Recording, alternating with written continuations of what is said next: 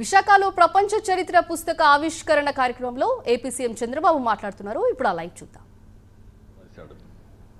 ఇప్పుడు ప్రపంచ చరిత్ర ఆది నుంచి నేటి వరకు ఇంకా ఆయన మాటల్లోనే చెప్పాడు కాబట్టి నేను ఎక్కువ చెప్పను. మొత్తం డీటెయిల్ అన్ని ఆ తర్వాత జరగబోయేట కూడా చెప్పాడు.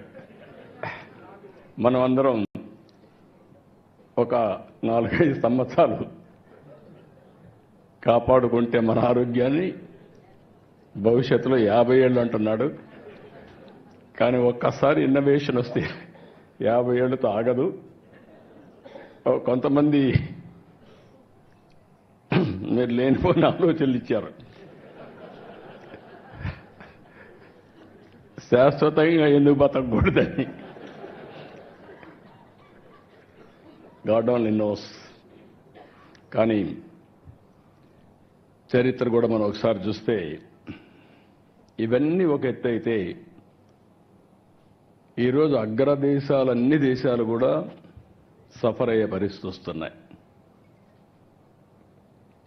జనాభా లేదు, ఏఐ ఉంది, లేకపోతే టెక్నాలజీ ఉంది, దాన్ని ఆపరేట్ చేసే మనుషులు కూడా లేని పరిస్థితి వస్తుంది. యూరోప్ కానీ చైనా కానీ అదే మరిగా మీరు చూస్తే చాలా దేశాల్లో జపాన్ కానీ అన్ని దేశాల్లో ఏజింగ్ ప్రాబ్లం అనేది బిగ్గెస్ట్ ప్రాబ్లంగా తయారయ్యే పరిస్థితి వచ్చింది. మనం అందరం అదృష్టవంతులం.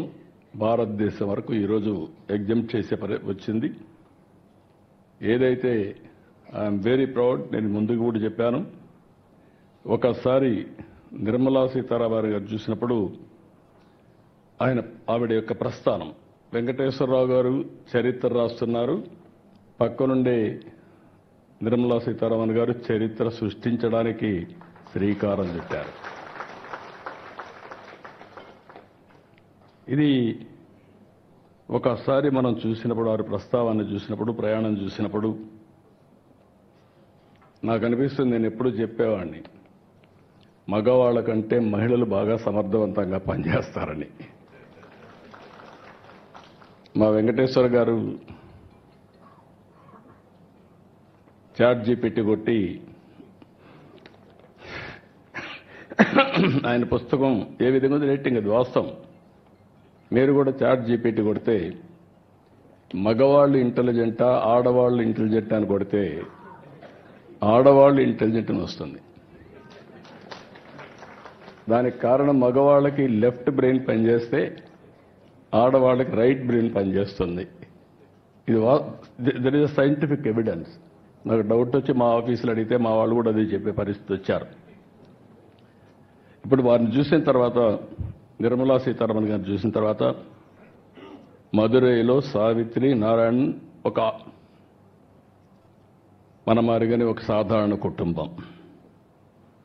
అక్కడ ప్రాథమిక విద్య మదురైలో చేయడం, తిరుచిరాపల్లిలో ఆర్థిక శాస్త్రంలో అండర్ గ్రాడ్యుయేట్ చేయడం, ఢిల్లీ జేఎన్టీలో ఆర్థిక శాస్త్ర డిగ్రీ తీసుకోవడం, లండన్ స్కూల్ ఆఫ్ ఎకనామిక్స్లో వెళ్ళి పీజీ చేయడం, అక్కడి నుంచి ప్రైస్ వాటర్ కూపర్స్లో పనిచేయడం కన్సల్టెంట్గా, ఐక్యరాజ్య సమితిలో పనిచేయడం, ఇండో బ్రిటిష్ సొసైటీ కూడా పనిచేయడం. ఇదంతా కూడా వారు ఆర్థిక మంత్రిగా పనిచేయడానికి ఎంతో ఉపయోగపడింది. ఆ ఎక్స్పీరియన్స్ కానీ ఆ ఎక్స్పోజర్ కానీ ఈ దేశ అభివృద్ధికి ఈరోజు ఉపయోగపడతా ఉంది. అదే సమయంలో 2008 నేషనల్ స్పోక్స్ పర్సన్గా బీజేపీ ఎంపిక చేయడం. అక్కడి నుంచి మనం చూస్తే మోడీ గారి యొక్క విశిష్టత, రైట్ పర్సన్ని సెలెక్ట్ చేయడంలో నిర్మలా సీతారామన్ గారిని 2014లో పికప్ చేశారు.